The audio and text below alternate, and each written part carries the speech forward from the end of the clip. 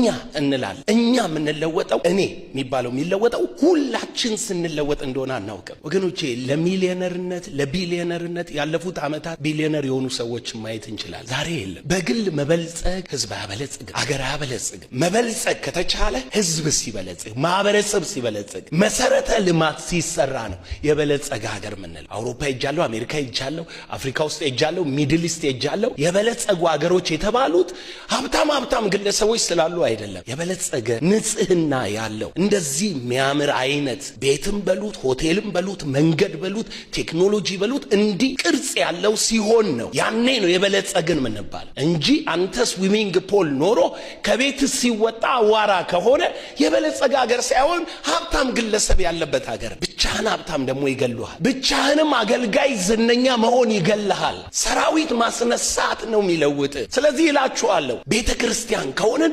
በድምፁ ነው የምንመራ፣ በድምፁ ነው የምንሄደው፣ በድምፁ ነው የምንነሳው የምንቆመው። ስለዚህ ከድምፁ ጋር የሚስማማ እምነትና ልብ ካለን አንወድቅም። ዋላዎችን ያጠነክራል፣ የእሳቱን ነበልባል ይቆርጣል፣ ጫካውን ይገልጣል፣ ምድረ በዳውን ያናውጣል። እግዚአብሔር በልጆቹ ፊት የክብር ድምፁን ይልክ። ዋላዎች ይጠነክራል፣ ደካሞች ይበረክ። ወገኖቼ ድምፅ አለ፣ እንሻገራል። ራእይ ስላለን ትውልዱን እንወርሳለን። አሁን ጦርነት የኛ መሆኑ ቀርቷል። ድሮ ጦርነታችን እንደምታውቁት አዳራሻችን ውስጥ ነው፣ እርስ በርሳችን። መጪው አንድ ዩኒፎርም ለብሰን አሁን የተለያየ ማሊያ ለብሰን የምንደባደብበት ጊዜ አይደለም። አሁን አንድ ማሊያ ለብሰን ኢትዮጵያን በወንጌል የምንለውጥበት ጊዜ ነው።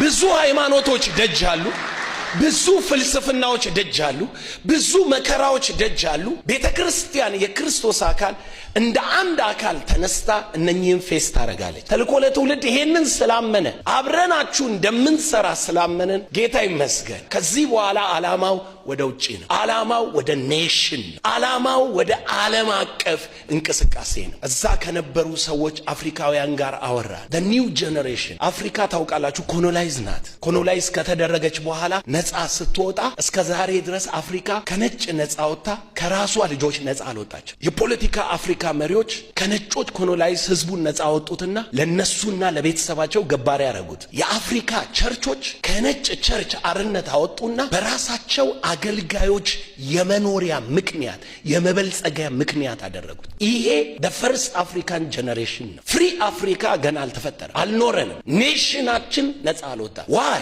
መሪዎቻችን ኔሽን የሆነ ልብ ሳይሆን ያላቸው ሰልፍ ሴንተርድ የሆነ ልብ ነው ያላቸው። አገልጋዮቻችን ቢሊዮነር ሆነዋል። አፍሪካ የትም ሀገር ብትሄዱ የእግዚአብሔር ሰዎች ፐርሰናሊ በልጽገዋል፣ ህዝቡ ግን አልበለጸገም።